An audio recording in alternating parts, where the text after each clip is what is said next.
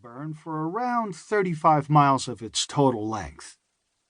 The total length of the Iditarod Trail is more than 1,000 miles. The burn is not the most difficult section. In late February 2013, I flew to Alaska with the intention of following the Iditarod all the way from Anchorage to Nome. This was a plan of, I might be quoting my editors on this, dubious sanity, even before you consider the logistical complexity of chasing several dozen sled dog teams across a subarctic wilderness the size of the eastern seaboard. That's not an exaggeration. There's disagreement over how long the Iditarod Trail really is, but the best estimates peg it at just about the distance from Carnegie Hall to Epcot. The fastest mushers take around 9 days to reach the finish line, and that's assuming ideal conditions. Say, 15 below, with blue skies and hard-packed ice-slick snow. I was staring at a week and a half of bone-deep cold, probable verging on inevitable blizzards, baneful travel conditions, and total isolation from the civilized, read Wi-Fi having world. I hated snow, did not play winter sports, kept the thermostat at 65 on a good day, and hadn't logged out of Spotify since 2011.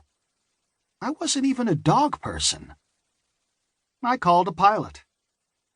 "Do you have experience in winter survival-type situations?" he asked. "Sure," I said. "I survive them by staying indoors. It's a technique that's worked well for me so far." "Have you spent any time in small aircraft?" I've watched movies where people spend time in small aircraft." "How about winter camping, backpacking, anything along those lines?" "Day hikes," I said miserably. There was a pause on the other end of the line. "Well," he said, "I'll be straight with you. There are a lot of ways to die in Alaska." That was in September. Over the next 5 months, the phrase, "please don't die," started cropping up with maybe slightly more frequency than you'd like to see in your work emails. Why was I so keen to do this? To make this trip for which I was patently unprepared? It had something to do with Alaska itself, its sheer hugeness and emptiness. 731,449 people spread out over 570,640 square miles, a territory larger than Spain, France, and Germany combined, holding slightly fewer people than the metro area of Dayton, Ohio. The density stats are a joke. The U.S. average is 87.4 inhabitants per square mile. The 45th most dense state, New Mexico, thins that down to 17. Alaska has 1.28. And more than 40% of Alaskans live in one city.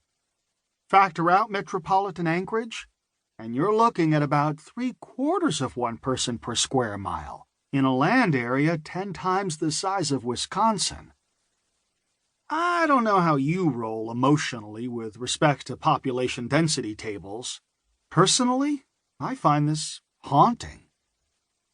I've always been fascinated by the cold places at the end of the world.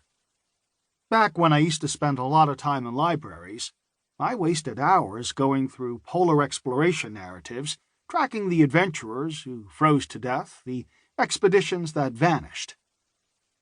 The generation of Scott and Shackleton was probably the last one to live with the old intuitive belief that the world went on beyond the part of it that their civilization had discovered, that there were meaningful blanks on the map, terra incognita. It's riveting to watch these practical-minded emissaries of high European culture hurl themselves into an unknown that they are not equipped to handle. Robert Falcon Scott, who died in Antarctica in 1912, tried to take ponies to the South Pole because he didn't trust sled dogs. Apsley Cherry Garrard, who wrote, with no trace of exaggeration, a memoir called The Worst Journey in the World, nearly died several unimaginable